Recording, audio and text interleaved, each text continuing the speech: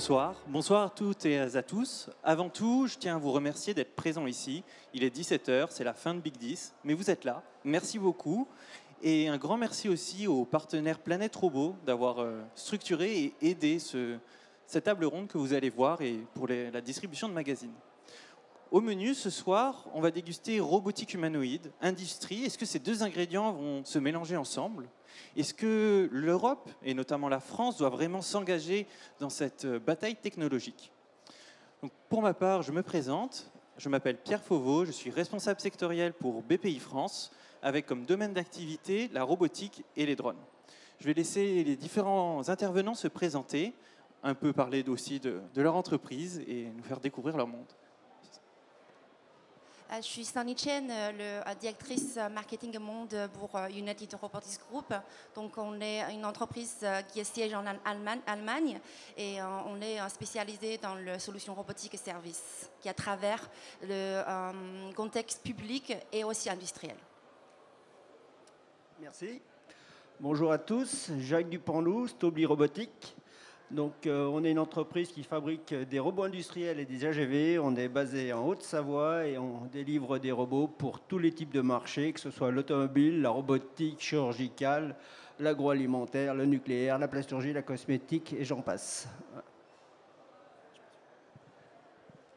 Bonjour, moi c'est Mathieu Lapère, je suis président et cofondateur de Pollen Robotics. C'est une entreprise à Bordeaux qui développe des robots open source et en particulier un robot humanoïde qui s'appelle Richie et qui se destine dans ses versions actuelles plutôt à la recherche et à l'intelligence artificielle et avec lequel on est en train de réfléchir à des applications plutôt orientées industrie. Bonjour, Alain Mentoussan, je suis avocat et je préside un réseau international qui est dédié aux technologies avancées et notamment à la reconnaissance des cadres juridiques dans le monde, essayer de les harmoniser autour de l'IA et des robots. Merci beaucoup. Avant de passer à ces questions, on va avoir une petite intervention de Monsieur Bensoussan concernant notamment le juridique et ce qui touche à la robotique. Est-ce qu'on peut projeter l'écran, s'il vous plaît ? Non ? Ah, navré. Non, on ne peut pas projeter l'écran. Ah bon ? Ah ben c'est dommage, parce que j'avais préparé ces éléments-là. Je ne savais pas que j'allais le faire main libre. Donc, ah ben si, ben voilà. On n'a pas été prévenu. Regardez ça. Oh, regardez. C'est de ma faute, de ma très grande faute. Attendez, parce qu'il y a du son sur votre présentation. C'est du live, c'est du vrai. Il n'y a pas de son. Il n'y a que des robots. Il n'y a que des robots. Il faut peut-être faire... c'est vous qui l'envoyez sur, C'est bon ? Voilà. Oui, ce que je voulais, en introduction, mais vraiment très très court, c'est vous dessiner comment les robots humanoïdes dans le monde entier, qui commencent à coloniser la planète, hein, ça avait commencé très fortement avec ChatGPT-O, puisque ChatGPT, dans sa version 3.5, en moins de 5 jours, avait colonisé toute la planète. Date extrêmement importante, 30 novembre 2022. Et de la même manière, un peu plus lentement, les robots humanoïdes, et notamment les robots chinois, vont commencer à envahir la planète. Donc on a vu des États-Unis par OpenAI et beaucoup de producteurs chinois de robots humanoïdes sont prêts à coloniser cette fois-ci, bien évidemment, l'Europe et les États-Unis. Mais l'Europe a décidé de prendre une réglementation. Une réglementation pour dire, une réglementation horizontale. Il y avait eu un projet à l'époque, un projet où on voulait réglementer l'intelligence artificielle, la robotique et l'Internet des objets. Parce que très souvent, il fallait des objets pour que les robots puissent se positionner dans l'espace qui était le leur. Après 3 ans de discussion, il a été décidé en Europe d'enlever les robots et de dire que déjà, si on a une réglementation pour l'intelligence artificielle virtuelle et puis aussi pour la robotique lorsqu'elle est colonisée par l'intelligence artificielle virtuelle, on pouvait avoir un cadre juridique identique pour toute l'Europe.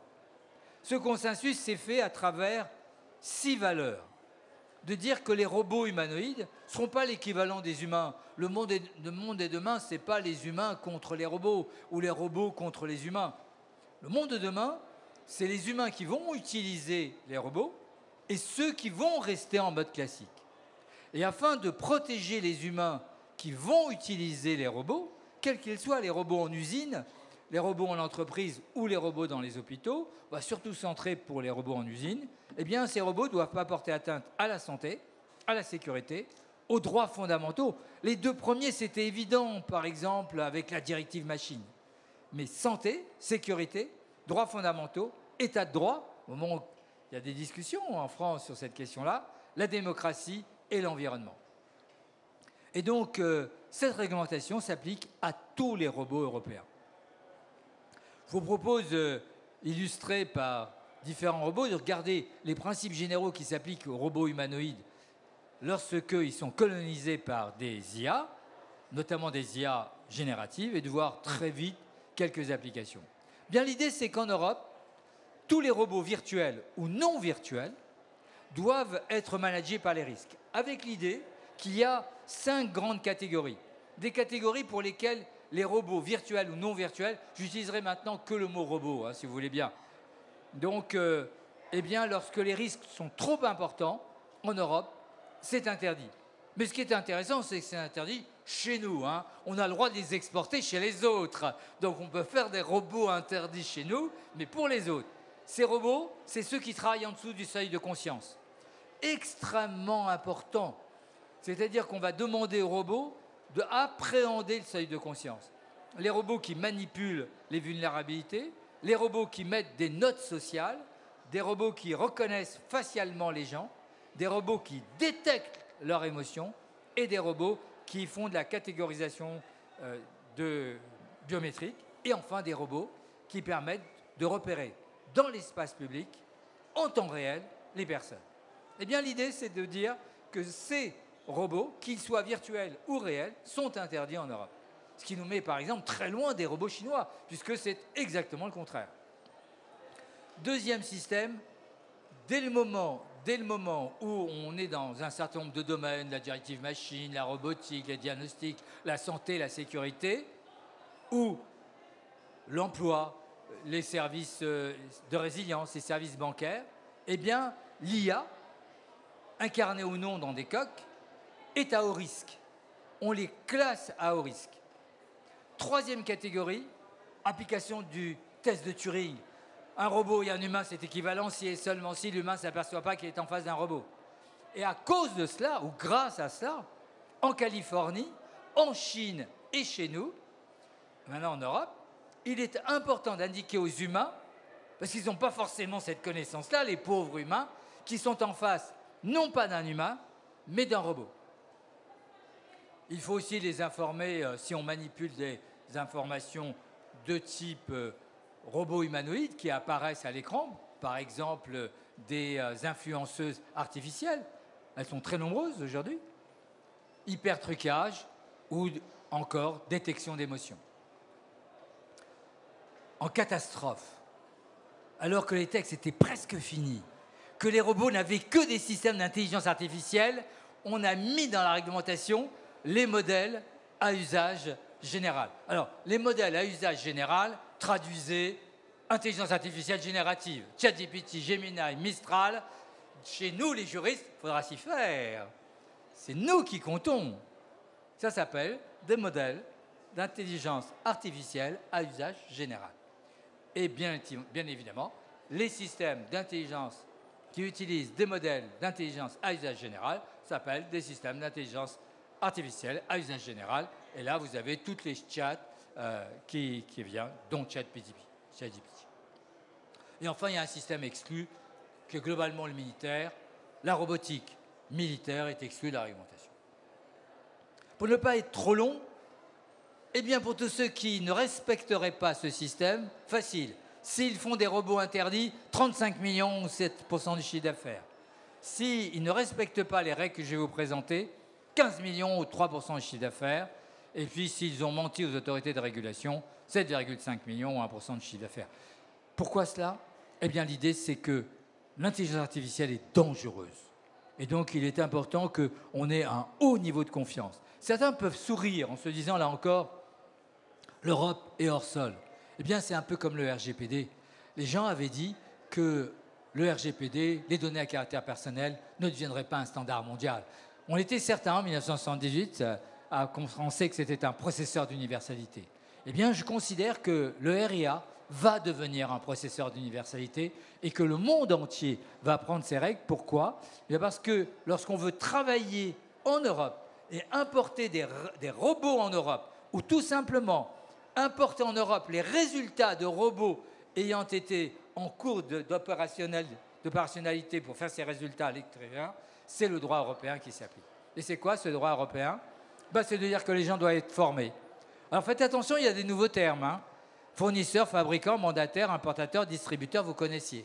Mais maintenant, les utilisateurs finaux sont des déployeurs. Les organismes publics et privés qui utilisent dans les entreprises privées ou publiques, ça s'appelle des déployeurs, pour les distinguer de leurs collaborateurs, utilisateurs finaux. Et là, il y a une réglementation, je pense que vous êtes déjà tous à jour pour ceux qui sont intéressés, parce que le 2 février 2025, vous devez former tous vos collaborateurs au développement de l'IA s'ils développent, ou à l'utilisation de l'IA si ce sont de seuls utilisateurs de type ChatGPT. Dernier élément, les étapes. Eh bien, qu'est-ce que vous devez faire en Europe? En Europe, vous devez classifier vos systèmes en haut risque, mettre un système de management, faites une documentation technique, mettre une traçabilité. Point important. Tous les robots en Europe doivent respecter les humains. Je ne suis pas sûr que c'est un vrai sens, ça. Mais en tout cas, c'est la règle. Article 14, ne l'oubliez jamais. Ça va devenir un processeur mondial. C'est en fait le fameux bouton rouge. Ce n'est pas si évident de laisser toujours en dernier ressort aux humains décider entre nous. Mais en tout cas, en Europe, tous les robots doivent toujours être sous la maîtrise d'un humain qui doit, à un moment donné, décider en son âme et conscience, là où les robots n'ont ni âme, ni encore de conscience, la décision. La gestion de l'exactitude, la gestion de la robustesse et la cybersécurité.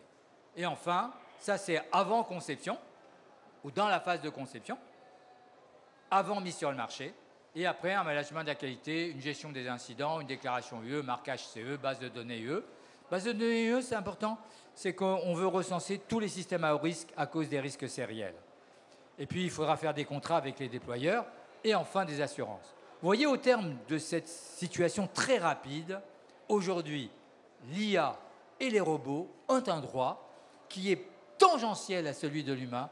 On laisse encore l'humain décider, mais à mon avis, il ne faudra peut-être pas toujours considérer que c'est la vraie décision, car les robots, par exemple, si vous prenez les voitures autonomes, si vous prenez l'intelligence artificielle générative, par exemple, ChatGPT, j'ai fait un bouquin avec elle. Oui, j'ai fait un livre avec elle. Elle est plus forte que moi sur la totalité du droit du numérique. Et à force de voir que, globalement, ces systèmes sont bien plus puissants que les humains, il faudra un jour trouver un point d'équilibre entre infériorité et supériorité, entre esclavage et eugénisme technologique. Bienvenue chez les robots.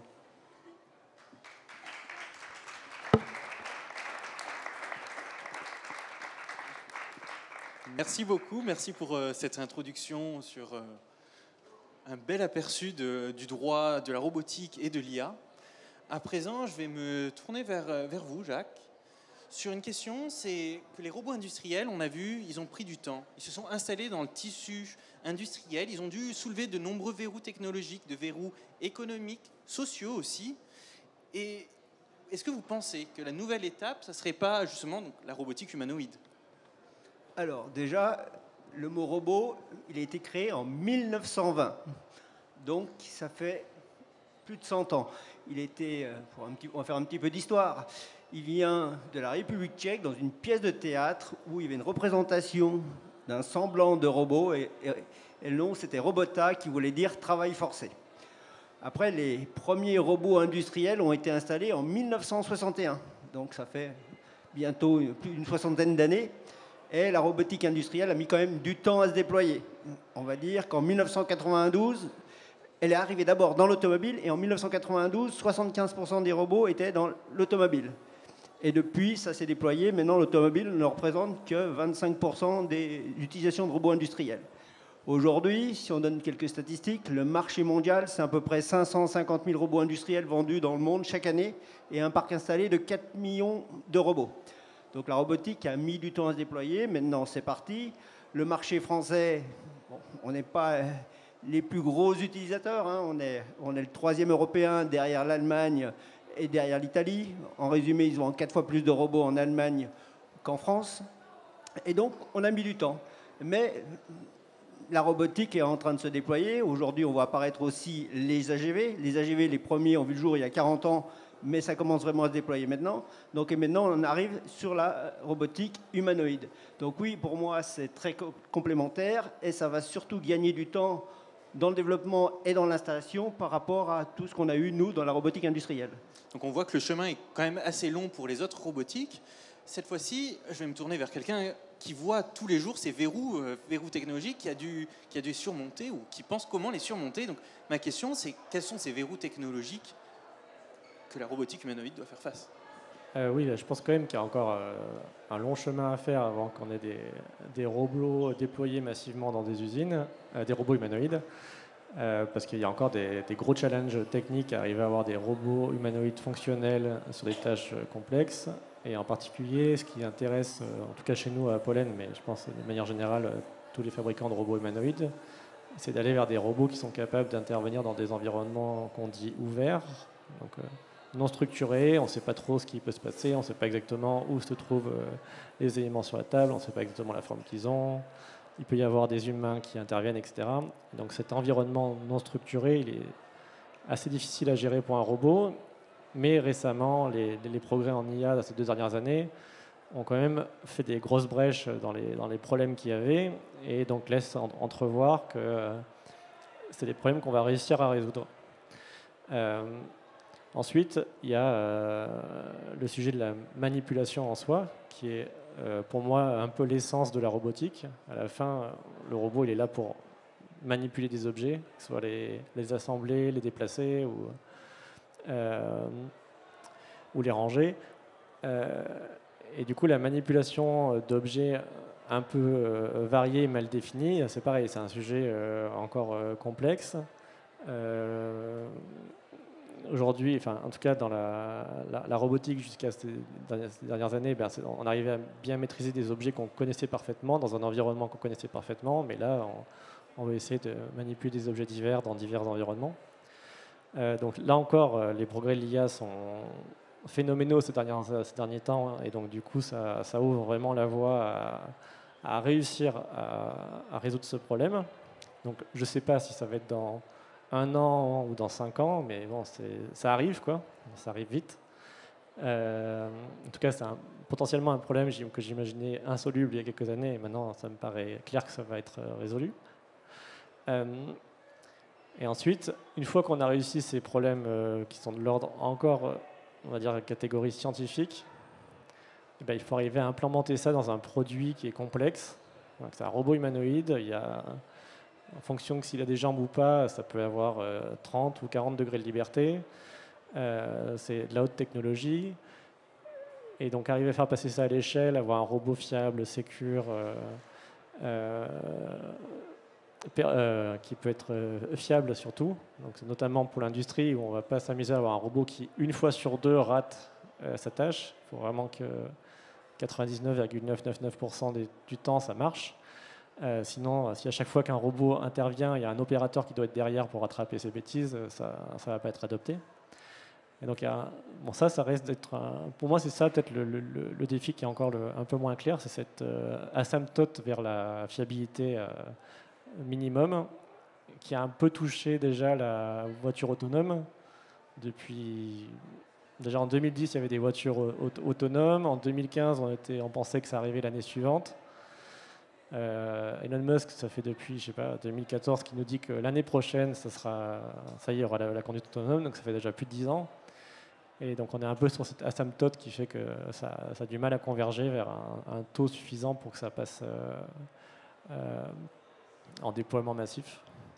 Donc voilà, c'est ça, pour moi, c'est ça qui est un peu la partie,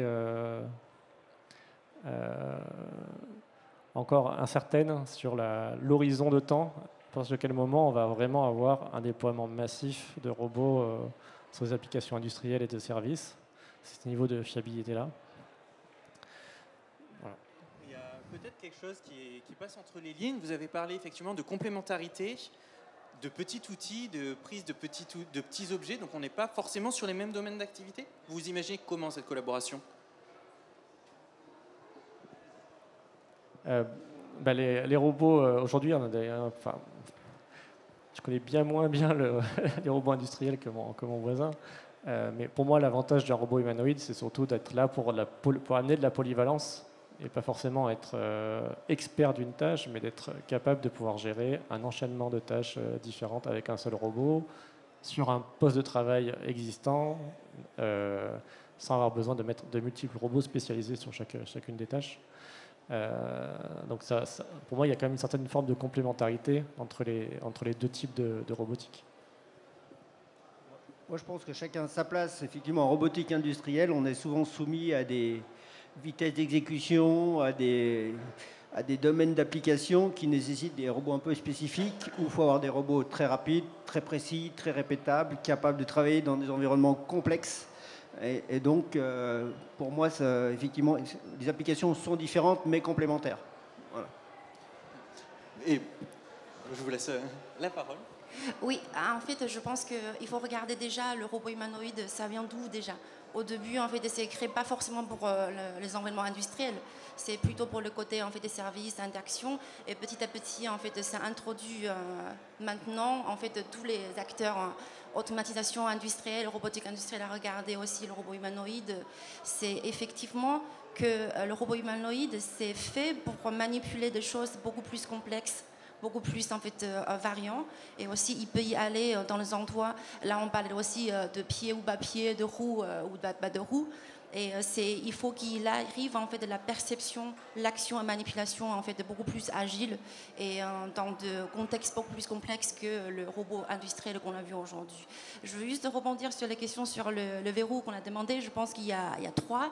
Il y a le côté technologie, bien sûr, qu'on sait aujourd'hui, ça a accéléré beaucoup avec ChatGPT, l'intelligence spatiale et tout ça, mais quand même besoin de réseau qui est connecté. On a parlé tout à l'heure de robots médical, et aussi avoir des données assez clean pour le robot qui puisse faire de actions et réactions assez correctes.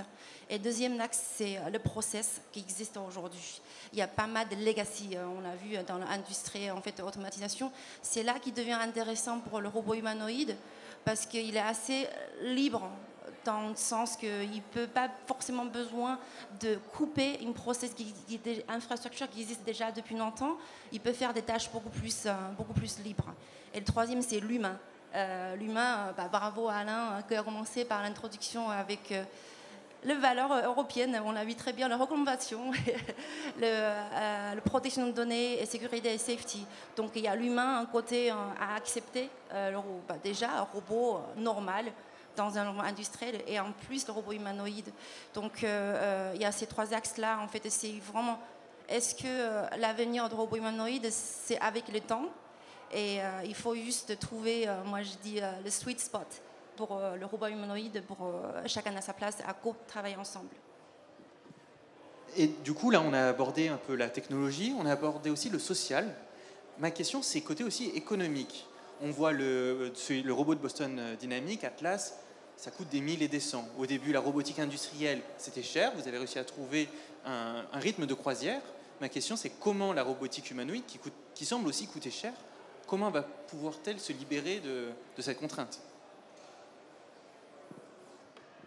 Alors, en effet, il y a encore 5-6 ans, un robot humanoïde qui se déplace, qui marche, qui fait plusieurs tâches, c'était vraiment des tarifs autour de 500 000, 1 million d'euros le robot. Et ça paraissait difficile de faire vraiment différemment le corps du robot. Là, quand même, je trouve qu'il y a eu des avancées significatives ces derniers temps. Et là, encore une fois, pour moi, l'IA en fait partie. Pour simplifier les besoins en termes de mécatronique du robot, on a moins besoin maintenant d'avoir un robot humanoïde extrêmement précis, avec une mécanique parfaitement maîtrisée, qui fait exactement ce qu'on veut quand on veut, parce qu'on a besoin d'avoir le modèle complet du robot, de calculer sa dynamique, etc. On arrive de plus en plus avec les programmes d'IA et en reinforcement learning à avoir des robots qui sont avec du hardware beaucoup moins précis, beaucoup moins...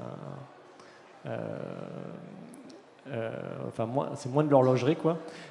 On arrive à avoir un robot qui est fonctionnel et qui fonctionne mieux que les robots de l'époque.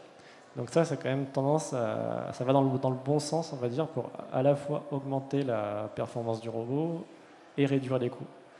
Donc là aujourd'hui, je pense que des robots humanoïdes complets à la Tesla ou ce genre de choses, ça va être dans les... Je pense qu'en termes de production, ils sont encore dans les 100-200 000 euros de coût. Nous, on a réussi avec Richie à trouver des astuces pour arriver à baisser significativement les coûts. Et après, je pense que juste une question de volume, on va tomber à des robots qui seront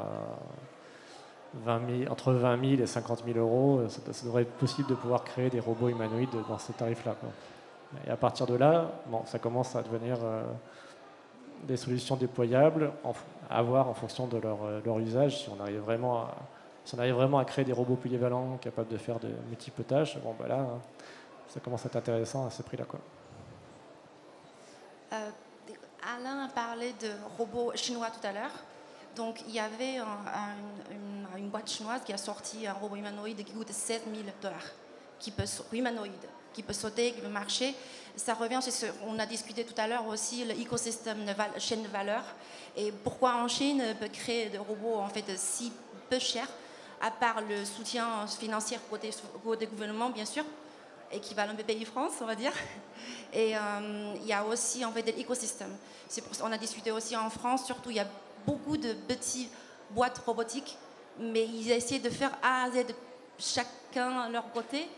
Pourquoi pas en fait de regarder les chaînes de valeur pour trouver le point fort de chacun, pour créer écosystème, pour améliorer le chaîne de valeur, optimiser le coût de production aussi, en plus le soutien du gouvernement. Du coup, effectivement, vous parlez de chaîne de valeur. C'est assez intéressant, c'est un peu une question hors live, mais qu'est-ce que vous pensez de la robotique? Qu'est-ce qui manque à la chaîne de valeur de la robotique pour justement atteindre des coûts économiques intéressants? Bon, déjà, les prix de la robotique industrielle ont beaucoup baissé, hein. La robotique humanoïde baissera également. Tout est lié au volume. Aujourd'hui, on va dire qu'un robot industriel, le prix moyen en France, c'est 30 000 euros. Aujourd'hui, on voit aussi débarquer des robots chinois qui sont 2 à 3 fois moins chers. Donc, ils arrivent. Donc, c'est aussi une nouvelle problématique. Après, c'est la chaîne de valeur, et pour la baisser, il faut du volume. Donc, il faut du volume, il faut travailler sur la conception pour la simplifier tout en gardant de la performance. Et donc, ça, c'est aussi complexe. Si on regarde les propriétés aujourd'hui d'un robot et celui d'il y a 20 ou 30 ans, il n'y a plus rien à voir. Parfait. Est-ce que vous voulez... Oui, je pense qu'il y a aussi, en tout cas en France, il y a un sujet de culture industrielle qui s'est un peu perdu par rapport à la Chine, pour le coup, qui culturellement s'est développée sur une capacité de produire du hardware. Nous, pendant pas mal d'années, on a décidé de tout leur donner, et maintenant, on a un peu perdu de certains savoir-faire. Du coup, là, nous, par exemple, on industrialise entièrement notre robot en France, mais en vrai, c'est plus compliqué. C'est un effort de le faire versus juste envoyer nos pièces en Chine. Et donc je trouve que ça va aussi dans le sens d'avoir un peu un déséquilibre des forces en France et en Europe sur notre capacité à produire des robots en masse et pas trop cher. On peut faire aussi un comparatif avec la téléphonie mobile. En l'an 2000, on vendait énormément de robots en France pour assembler, faire des téléphones. Il y avait à l'époque Alcatel, il y avait Sagem, ils faisaient tous des téléphones portables. Toutes les chaînes étaient complètement robotisées. Malheureusement, c'est tout parti en Chine, et aujourd'hui, tout est fabriqué en Chine avec des moyens robotisés. Au début, en Chine, ils ont mis beaucoup de main-d'œuvre pour faire les téléphones. Il y en a 40% qui passaient à la benne pour des problèmes de qualité. Aujourd'hui, c'est tout robotisé et malheureusement, ce n'est pas revenu. Donc, c'est un petit peu l'analogie. Pareil pour la robotique, il y a 20 ans, tous les robots installés en Chine venaient d'Europe, étaient livrés par des constructeurs, par des intégrateurs. Et puis petit à petit, la Chine a créé des intégrateurs et maintenant a créé des constructeurs qui sont aidés aussi par le gouvernement chinois qui les sponsorise, puisqu'aujourd'hui, ils ne peuvent plus se contenter que du marché intérieur. C'est intéressant ce que vous dites. Donc il y a vraiment le problème de cette chaîne de valeur, mais il y a aussi le fait peut-être de la législation qui ne permet pas forcément de développer aussi rapidement. Là, je vais rentrer vraiment dans la question un peu l'intuitif du titre, hein, mais du coup, est-ce que l'Europe, et en particulier la France, peut-elle et doit-elle rentrer dans cette compétition technologique? Je peux donner un petit peu mon avis sur ça. Je pense qu'il faut. Ça fait à peu près 8-9 ans que je travaille dans la robotique en France. Et il y a beaucoup d'ingénieurs très performants, des talents en fait en France dans la robotique. Et aussi, je pense que c'est ce qui manque, c'est ce qui est la vraie valeur en Europe, en France spécifiquement, c'est l'humanité, c'est l'humain, c'est les qualités, c'est les sécurités, c'est la protection des données, tous les slides tous les points qu'il y a listés dans le slide d'Alain. Je pense que c'est quelque chose qui, d'un côté, ça crée en fait, ralentisse le développement technologique, mais autre côté, ça protège aussi en fait le côté de l'humanité. Et en plus, on a vu les compétences des ingénieurs en France, c'est sur le côté l'IA, bien sûr, mécanique, et aussi le UX. UX, c'est quelque chose qui est super indépendant. L'entreprise qui a créé Now depuis à peu près 18 ans, c'est le robot humanoïde qui est plus succès en fait, dans le marché. C'est ce qu'ils ont compris quelque chose, c'est l'interaction en fait, entre l'humain et le robot. C'est comment en fait, faire adapter les gens, faciliter les gens à vraiment prendre en main sur un robot. Cette expertise, on ne trouve pas ailleurs. C'est accumulé, c'est l'expertise en fait, avec l'expérience qui existe qu'en France, avec les ingénieurs françaises et aussi avec tout ce qui est l'expertise adaptée avec la réglementation industrielle, avec machine active qui a parlé par Alain aussi. Tout ça qui peut créer vraiment quelque chose qui est compétitif sur la robotique, surtout par la robotique humanoïde en France, parce qu'il y a quand même quelques laboratoires de recherche dans le robot humanoïde très connus en fait en Europe et du monde. Et on travaille beaucoup avec les écoles. Alors effectivement, il y a beaucoup de talents, il y a beaucoup de profils très intéressants, mais il faut encore aller beaucoup plus loin et mettre beaucoup plus de robotique dans les écoles. C'est pour ça que maintenant, on travaille avec les écoles pour mettre ce qu'on appelle, on parle plus d'options dans les écoles, on parle de coloration maintenant, donc pour mettre des colorations robotiques dans tous les niveaux. Donc on voit que le potentiel il est énorme sur la robotique industrielle, les humanoïdes, les AGV, donc on a vraiment besoin de ressources à ce niveau-là. Oui, historiquement, pour moi, la France et l'Europe, c'est vraiment une des grandes places du robot humanoïde. Je me rappelle, moi, quand j'avais commencé ma thèse, à chaque fois que j'en parlais, tout le monde disait oui, ça se passe au Japon, ça se passe aux US, tout ça. Mais en vrai, en France, on a un certain nombre, côté, on va dire, R&D, d'entreprises et de laboratoires qui sont vraiment solides sur la scène internationale, voire leaders, et qui l'ont été pendant, franchement, toutes les années 2000 et 2010. Et ce n'est que, finalement, j'ai l'impression que depuis les années 2020, où il y a eu une reprise faite à coût de centaines de millions du côté US et chinois, où là, du coup, ils ont repris un peu un leadership sur l'humanoïde, parce que ils sont partis avec des dizaines de projets et des centaines de millions d'euros d'investissement pour relancer cette industrie. Mais en France, par exemple, je sais pas, à Toulouse, il y a le LAS, un grand labo de robotique humanoïde. À Bordeaux, on a l'équipe Roban qui gagne à chaque fois le championnat du monde de robotique humanoïde. Nous, on a participé à la compétition X-Prize, qui est une compétition internationale de robotique humanoïde téléopérée. Nous, on a fini second, et le premier, c'était un Allemand. C'est pareil, en Allemagne, il y a DLR qui fait des robots incroyables, et l'ITT en Italie. Donc on a quand même, en Europe, un grand nombre de savoir-faire côté technique dans la conception de robots humanoïdes. On est en train de devenir une des places centrales en intelligence artificielle, et notamment en France. Pour moi, ça vient du fait qu'on a eu notamment une excellente qualité de formation universitaire, notamment en mathématiques, pendant des années, qui ont fait qu'on a eu des gens très très performants dans ces domaines. Et là, ce qui est un peu dommage, c'est qu'on a tout ce potentiel et qu'on n'arrive pas encore à le révéler autant que le font des Figure et des Tesla aux US et des Unitree en Chine. Mais après, il faut savoir que chez Figure et chez Tesla et chez Meta, etc., tout ça, un grand nombre des développeurs et des ingénieurs leaders sont des Français. Ça m'arrive souvent de juste parler en français avec d'autres entreprises. Donc le savoir-faire, il est vraiment là, quoi. Donc là, c'est vraiment un appel de phare. Si vous avez des millions à investir, foncez sur la robotique humanoïde en Europe et en France. On a les idées, on a les compétences. Globalement, si je résume. Moi, j'ai une petite question peut-être côté législatif. S'il y avait une baguette magique, qu'est-ce qui serait bien à changer d'un point de vue législatif pour accélérer tout ça? Changer les humains. Je voudrais... Pour les juristes, on n'a pas votre professionnalisme, bien sûr, vous êtes au cœur des questions. Nous, les juristes, on essaye de voir un peu le futur à deux endroits, pour essayer de faire un peu aussi une projection et ne pas trop se tromper. Premier endroit, c'est les brevets.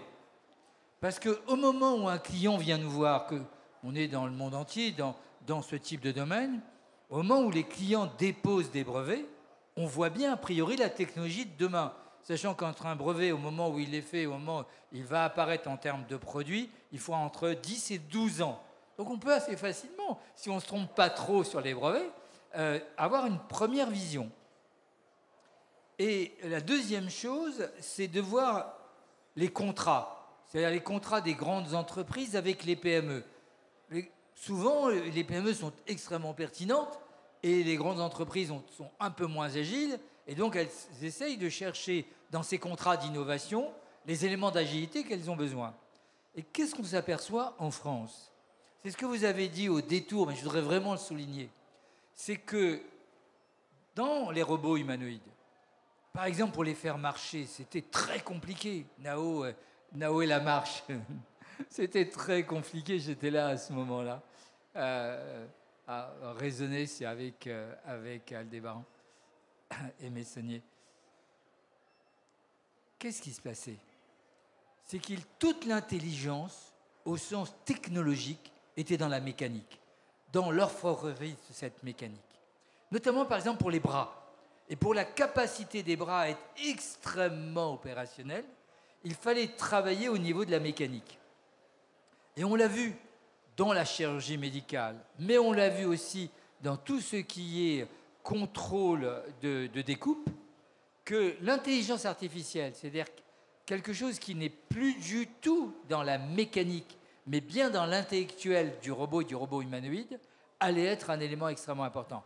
Et ce que l'on voit se développer dans les robots humanoïdes, c'est de plus en plus de contrats qui réduisent la mécanique, qui réduisent le robot humanoïde à un effet de coque et qui augmentent, entre guillemets, ce cerveau artificiel.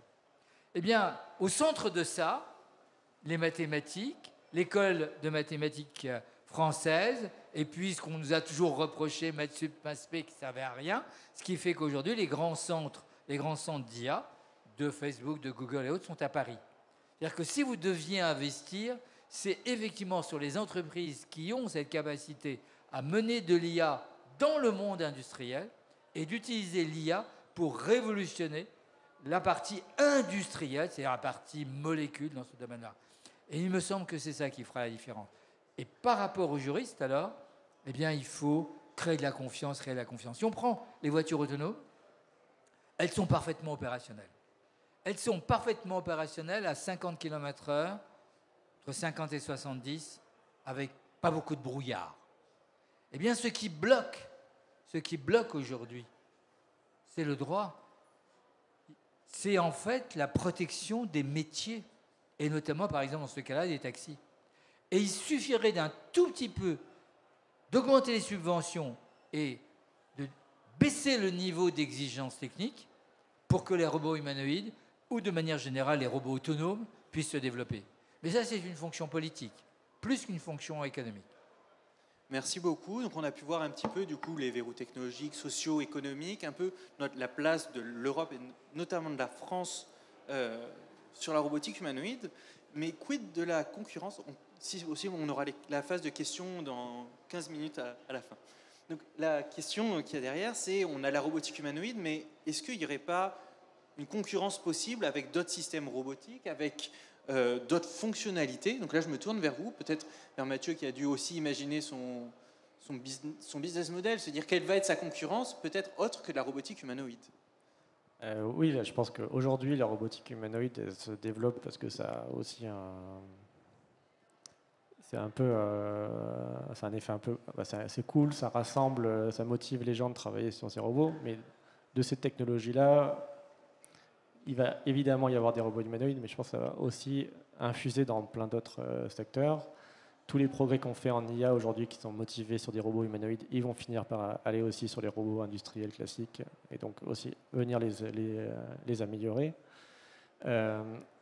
Et nous, par exemple, notre approche là-dessus, c'est effectivement, on construit un robot humanoïde, mais on l'a conçu de manière assez modulaire pour qu'on puisse en fait prendre juste un bras et le rajouter à une autre machine, potentiellement, qui n'a pas du tout une forme humanoïde, mais qui a besoin de la fonction manipulation pour venir l'ajouter. Et donc moi, j'imagine bien un futur où finalement, on va avoir plein de formes différentes, une grande diversité de corps robotiques qui vont être très dépendants des tâches qui sont à effectuer et potentiellement dans des environnements qui ne sont vraiment pas des environnements humains, du coup le robot humanoïde n'a pas forcément son intérêt. Et là, dès qu'on aura des formes totalement différentes et qui ressemblent ni à un humanoïde, ni à un animal, ni à un robot industriel, mais des choses très, très différentes, mais qui vont bénéficier de toutes ces technologies qui ont été développées en ce moment. Donc la forme humanoïde, en fait, est un terrain de jeu au développement de plusieurs technologies. Là, je pense qu'à T0, là, ça simplifie le problème, déjà de se mettre sur un form factor un peu équivalent. Ensuite, d'un point de vue intelligence artificielle, ça facilite le transfert des données humaines vers le robot, d'avoir un corps qui est assez similaire d'un point de vue cinématique. Donc là, ça veut dire que aujourd'hui, on peut commencer à cumuler les données de tous les robots humanoïdes. On peut les cumuler avec des données qui sont déjà prises sur l'humain. Donc ça permet de un peu bootstrapper ce problème de données qu'il y a en IA et en robotique. Mais bon, une fois que ça va être maîtrisé, je ne vois pas trop de raisons pour lesquelles ça ne puisse pas se transférer à d'autres formes. Très bien. Et vous, Sony, côté URG, vous avez la possibilité de voir un grand nombre de formes robotiques différentes, justement. Est-ce que vous voyez une concurrence possible apparaître? Pour la robot humanoïde, je pense que l'importance, ce qui est intéressant sur le robot humanoïde, c'est sa forme humanoïde et qui fait des tâches polyvalentes, il est mobile. Il a des capteurs qui peut percevoir des choses, prendre une action en temps réel. Dès qu'on arrive à trouver des solutions qui décomposent cette fonctionnalité, avoir des capteurs, par exemple de caméras partout, avoir des capteurs collecter des informations assez complexes et en temps réel et de transmis, distribuer à des machines ou des bras ou des AGV AMR à faire la même chose. Dans ce cas-là, peut-être la forme humanoïde, c'est moins intéressant. Donc, je peux voir la concurrence qui vient de ce côté-là. Mais sur la forme humanoïde existe pour des raisons spécifiques et uniques. Dans ce cas-là, peut-être il n'y aura pas de concurrent où on a vraiment besoin de la forme humanoïde. Je vous vois hocher de la tête. Jacques? Je n'ai pas forcément d'avis sur le sujet. On voit que ça évolue beaucoup. On parle d'humanoïde. Nous, sur les robots industriels, on parlait déjà, quand on parle d'un robot, on parle du pied, de l'épaule, du coude, de l'avant-bras, du poignet. Donc on avait déjà cette proximité humaine. Mais il y a plein de choses qui vont encore arriver. C'est difficile à se projeter et de dire de quoi sera fait demain.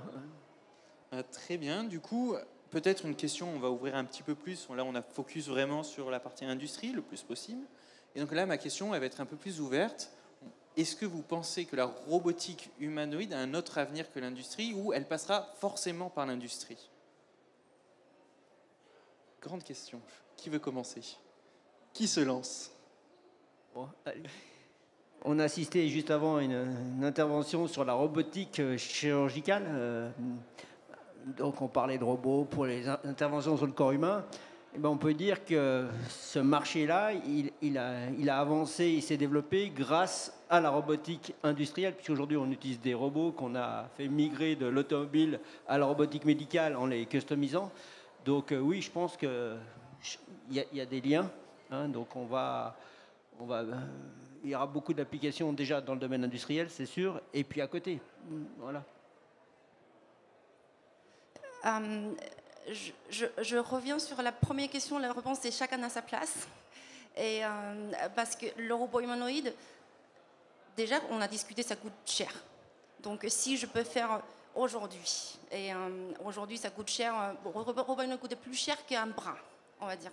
Dans le futur, ça va être pareil, le composant est moins. Et donc, si on arrive à automatiser avec un bras, pourquoi je vais choisir en fait un robot humanoïde? Donc ça, c'est dans le cas de automatisation industrielle. C'est sûr, il y a de sweet spots, je répète, qu'on peut trouver pour le robot humanoïde, pour manipuler, en fait, faire des tâches beaucoup plus complexes. Mais si on n'a pas besoin, je pense que sa place, il faut vraiment trouver sa place à sa place dans le monde en fait automatisation industrielle. En revanche, il y a autre type d'application de robot humanoïde qui peut en fait être utilisé en fait pas forcément dans le contexte industriel. On sait que le robot humanoïde, ça peut créer vraiment de liens empathie. Parfois, il faut que le design ça soit bien. Si je reviens sur le UX, le robot, s'il est assez en fait amicable. On l'a vu pas mal d'études qui est déjà fait en fait l'empathie qui est créée entre le robot et l'humain, ça a beaucoup plus en fait augmenté. On sait que la société ça va être plus en fait on dit vieillissant, que le robot humanoïde il y a vraiment un rôle à jouer sur le côté peut-être social que dans l'automatisation industrielle. Je ne sais pas si vous savez, en fait, il y a une compétition qui s'appelle RoboCap. Donc, c'est été créé en fait à peu près en fin 1990. Et l'objectif, c'est en 2050 que le robot humanoïde vont faire de matchs de foot avec une équipe de l'humain. Donc, ça, c'est l'objectif de cette compétition. Et ils sont en train de revoir leur objectif. Ils vont le faire avancer en 2030.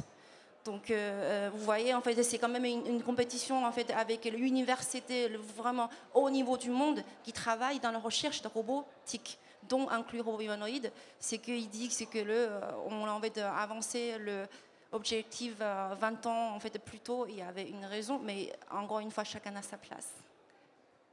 Merci beaucoup. Et avant de passer à Mathieu, vous parlez de sweet spot. Comment vous les définirez, ces sweet spots? Moi, il faut regarder en fait un process par exemple, un workflow, un flux de travail. Une ou deux personnes, il doit avoir une profession en fait par exemple l'usine. Je ne sais pas si vous connaissez le mot, c'est un rôle qui est profession qui s'appelle water spider. Donc c'est un rôle de quelqu'un qui travaille dans ligne de manufacturing. Son travail, c'est de manipuler de petits objets, de mettre dans un chariot, de le pousser sur une autre station de travail et changer aussi. Donc, il doit faire, c'est manipuler des objets différents, interagir avec l'humain. Tout son travail, tous les jours, c'est marcher, de transporter les choses de A à Z, en fait, et faire l'inspection de matériel. Je peux imaginer c'est un robot humanoïde qui fasse ça, parce que peut-être avec un roue dans ce cas-là, pas avec un pied, parce que le roue est beaucoup plus rapide. Mais il peut inspecter le matériel en fait beaucoup plus en fait rapide et passer ses travaux de transporter. Donc il faut vraiment analyser quelle partie que l'humain, nous, on a des valeurs ajoutées beaucoup plus. Il faut qu'on conçoit ces tâches en humain et les autres en fait beaucoup plus complexes pour les vendre à un robot humanoïde. Donc je le vois vraiment, c'est ça le sweet spot, c'est comment ça peut nous donner de liberté de faire beaucoup de choses avec valeur ajoutée et laisser les autres à le robot ou humanoïde ou pas. Merci beaucoup. Je vais me tourner cette fois-ci vers Mathieu. Vous avez dû aussi imaginer, je suppose, d'autres cas d'application que industriels.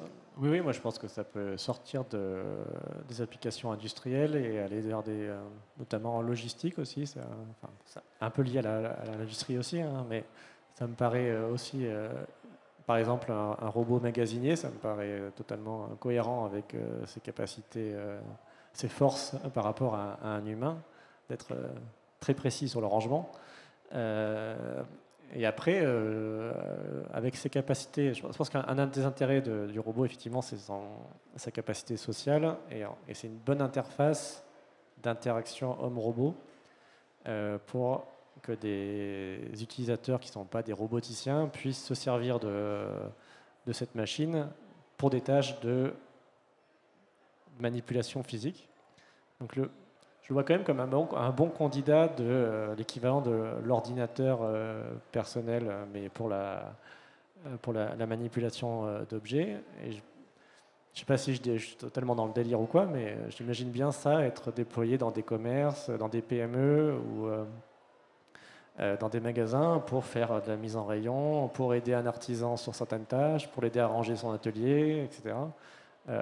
Pas dans 2 ans, mais dans 10, dans 20 ans, avoir ce genre de cas où on a finalement une espèce d'ordinateur avec des bras à qui on peut demander d'aider sur des tâches assez diverses.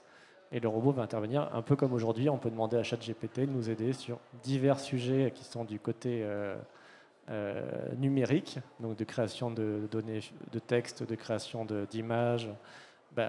Pour moi, le robot, et en particulier le robot humanoïde, il va pouvoir amener ça dans le monde physique en disant aide-moi à ranger ça, aide-moi à trier ces composants, aide-moi à ranger ces trucs dans la boîte, etc.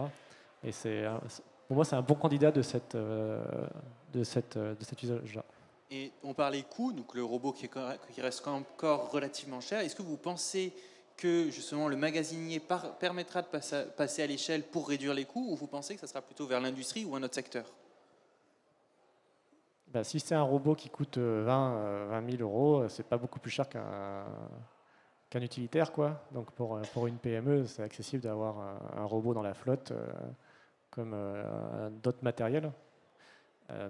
Donc, à mon avis, c'est des tarifs vers lesquels on va pouvoir converger d'ici 15 ans, quoi.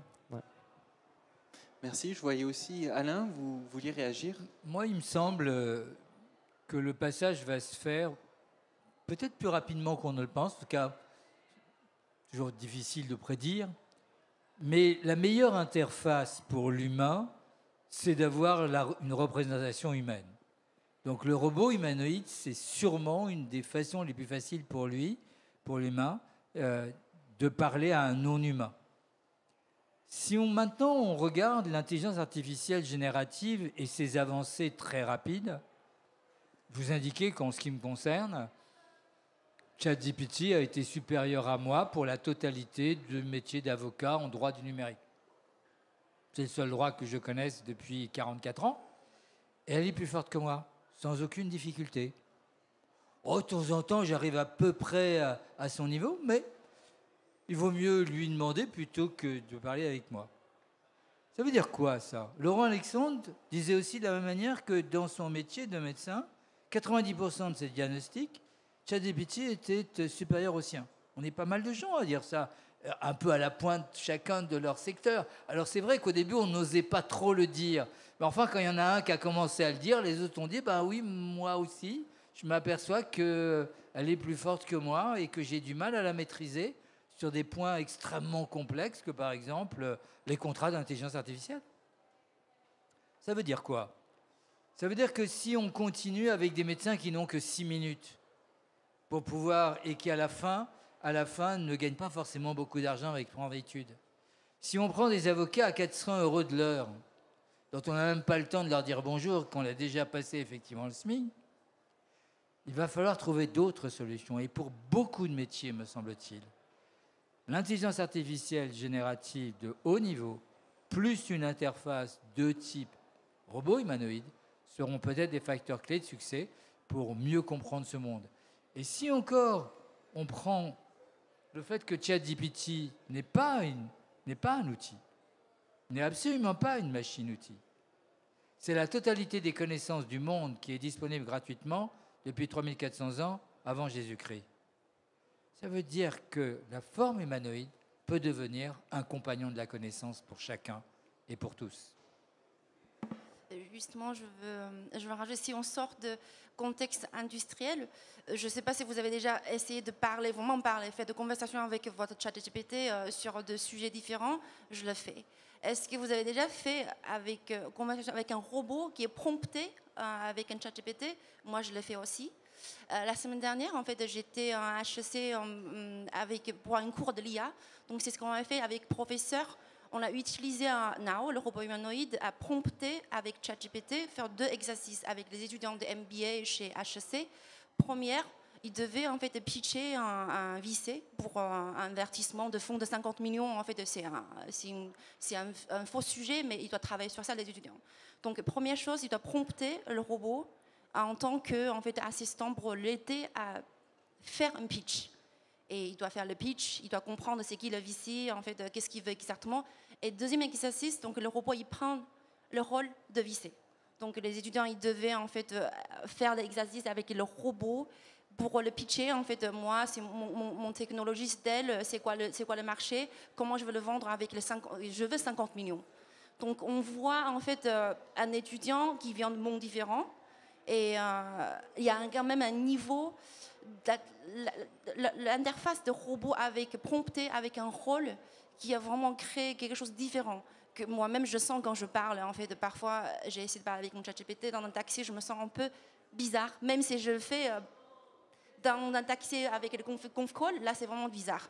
Mais quand je suis en face d'un robot prompté avec ChatGPT, là, c'est différent. Donc, quand on sort le contexte industriel, je pense que l'interaction sociale, il est un sweet spot aussi.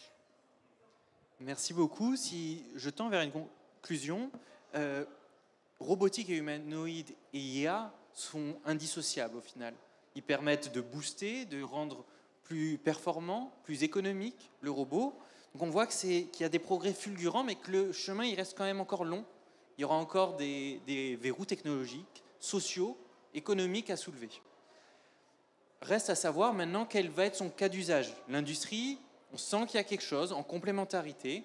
C'est pas en 1 heure comme ça autour qu'on arrivera forcément à répondre pleinement, mais on peut percevoir un intérêt économique.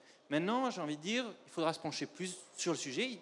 C'est aussi à vous, s'il y a des investisseurs dans la salle, de venir soutenir cet écosystème, parce qu'on voit effectivement qu'on a les compétences, mais c'est aussi à vous, entrepreneurs, d'avoir des idées pour accompagner cet écosystème. On a les moyens, on a les capacités, donc il ne reste plus qu'à faire. Je vous propose de passer aux questions pendant 15 minutes, 17 minutes. Si vous êtes à distance, vous pouvez utiliser le site web de Big pour les poser.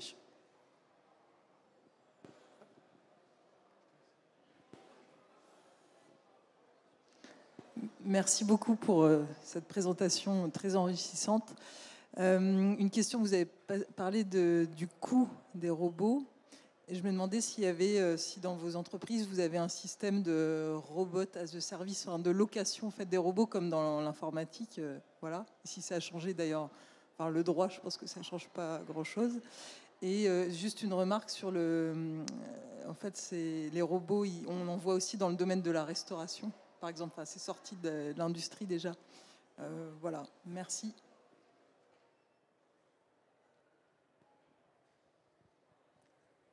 Alors, le modèle économique, c'est plutôt de la vente aujourd'hui. Pourquoi? Parce que nous, au niveau industrie, un robot tout seul, il ne fait rien.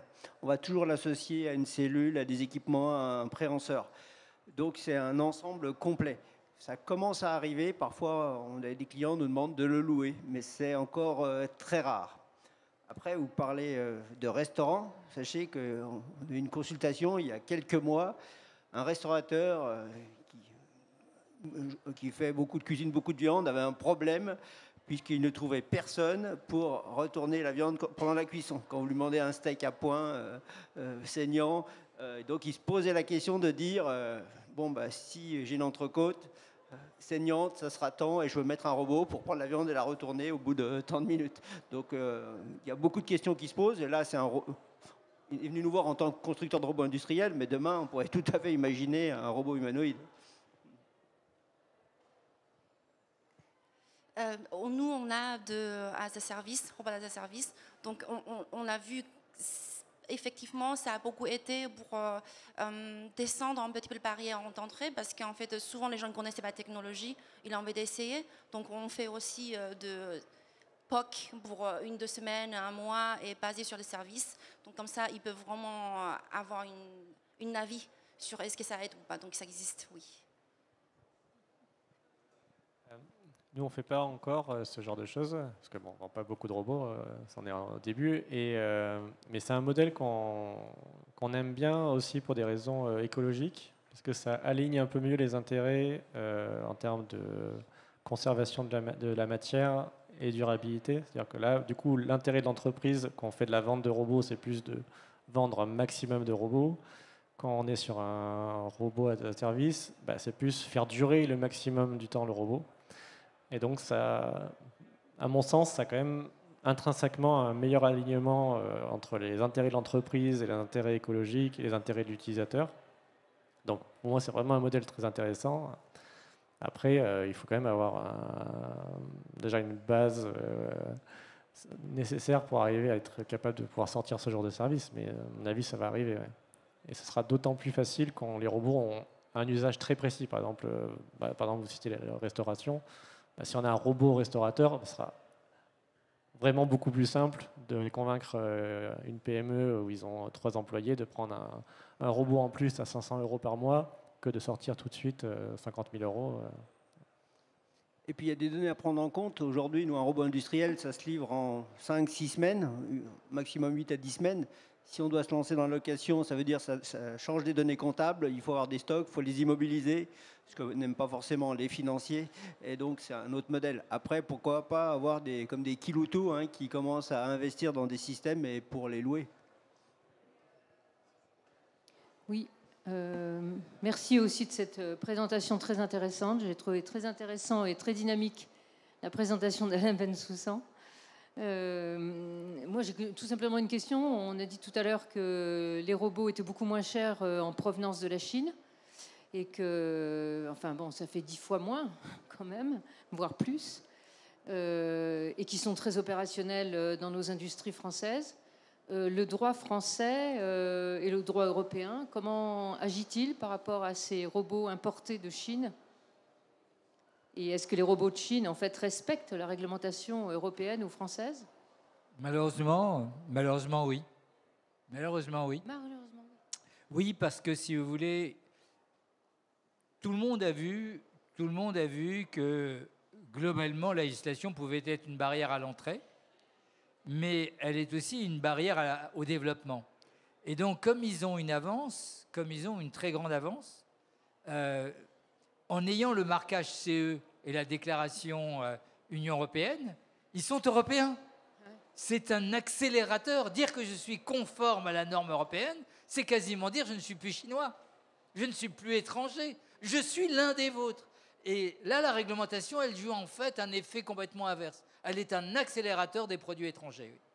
Et ils l'ont bien compris. Ils l'ont tellement bien compris, par exemple, pour les voitures électriques. Le marquage CE, c'est au fond, je suis l'un des vôtres. Et donc, ils respectent vraiment les réglementations. Oui, parce qu'elle ne les gêne pas, parce qu'elle ne les gêne pas, la réglementation, si vous voulez. La réglementation, elle est faite pour les grandes entreprises, elle n'est pas faite pour les petites entreprises. La réglementation, elle ne bloque que l'innovation, malheureusement. Alors, la loi, le règlement, il dit, c'est le règlement sur, effectivement, les valeurs, les principes et la défense d'innovation. Il y a 2 articles sur l'innovation. Il y a 2 articles. Et donc, dès le moment où vous êtes un grand industriel et qu'on vous dit, vous prenez marquage CE, vous dites que vous êtes d'Europe, vous déclarez la norme européenne et vous appliquez l'ensemble des standards européens, c'est un accélérateur de violence économique, c'est un accélérateur de compétitivité. Et les autres qui ont la double peine, première, arriver à un niveau industriel équivalent, deuxième, passer la couche juridique, qui est une couche administrative forte, eh bien, ils n'arrivent pas à passer. Donc il faut faire attention. Le droit, la confiance et l'éthique, aujourd'hui, c'est plus un élément qui permet le développement des sociétés étrangères que des sociétés européennes. Par contre, comme d'habitude, nos valeurs de démocratie, valeurs de protection de la santé humaine, valeurs de protection de la sécurité, eh bien, elles vont revenir vers la Chine et ça leur servira peut-être aussi, peut-être un jour, d'avoir une démocratie, non pas équivalente à la nôtre, hein, je respecte la démocratie chinoise, mais quand même, par rapport à certains critères. Non, malheureusement, la législation est assez souvent un frein pour tout le monde à l'innovation, sauf ceux qui ont déjà atteint le niveau. Tel est le cas de la robotique chinoise. Mais c'est le cas aussi pour la réglementation environnementale? Non, pour la réglementation environnementale, non, parce que dans la plupart des pays du monde, l'environnement est tout à fait nouveau. Je vous donne un exemple pour un message sur ChatGPT. Un seul petit message, d'accord? C'est 0,25 centilitres d'eau. Ce qui veut donc dire que là encore, l'environnement est plutôt un critère d'humanité que vraiment un critère de différenciation économique. Les consommations sont énormes. Il faudrait baisser le niveau d'utilisation de l'IA si on veut avoir un niveau de protection de la planète supérieur. C'est ce que disent un certain nombre de gens. Et on arrive à quelque chose qui est un peu absurde. On va faire voler moins d'avions et consommer plus de messages d'intelligence artificielle. C'est là où on en est, cette planète. D'autres questions? Bonjour, merci pour cette table ronde. Est-ce que vous pourriez nous faire un comparatif concurrentiel, j'allais dire, entre les robots humanoïdes et les exosquelettes? Alors, moi, je ne m'y connais pas spécialement en exosquelette, donc je ne sais pas trop. C'est quoi le fond de la question, du coup?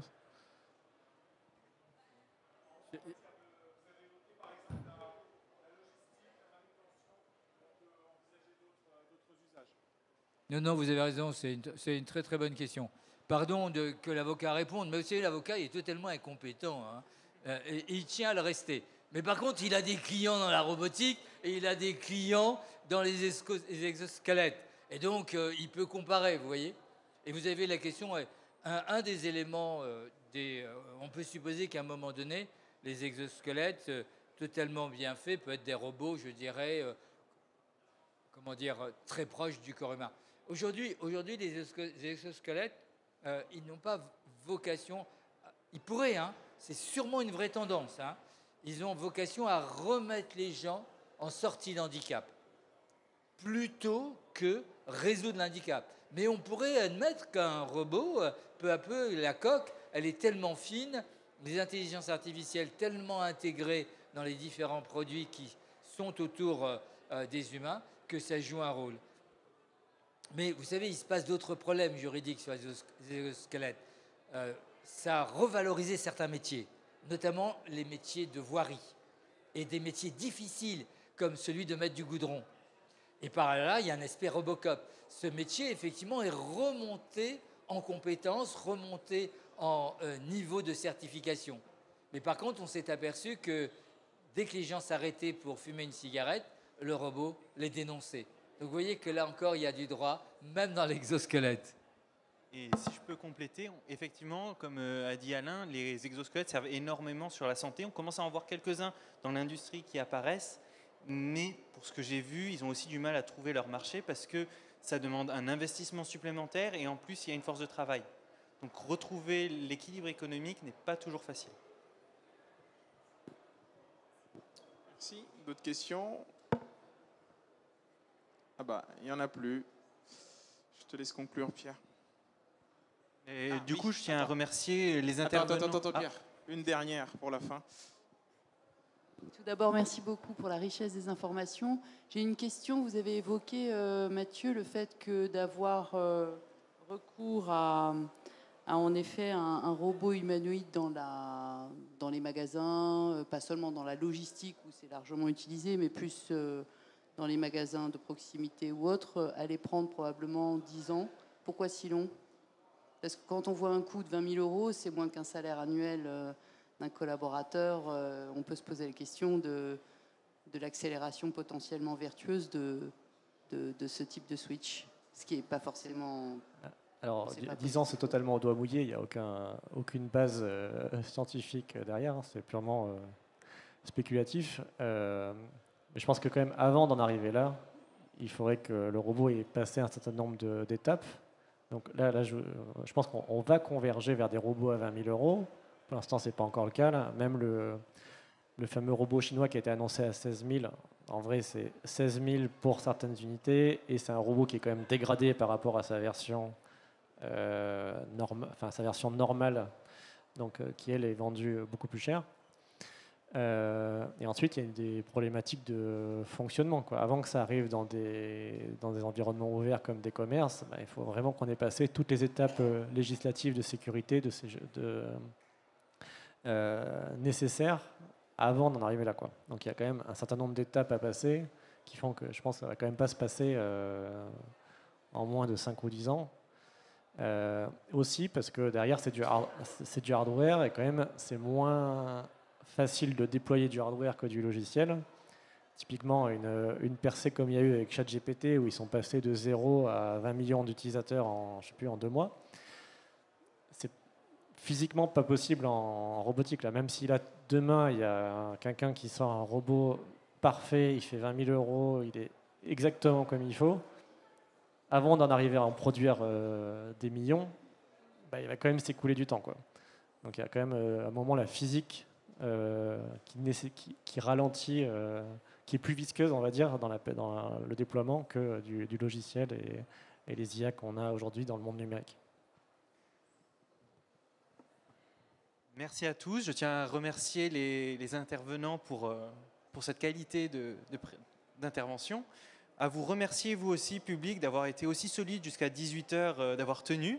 Et merci aussi à Planète Robot d'avoir permis de structurer cette table ronde et d'avoir pu aussi partager ces magazines. Merci beaucoup.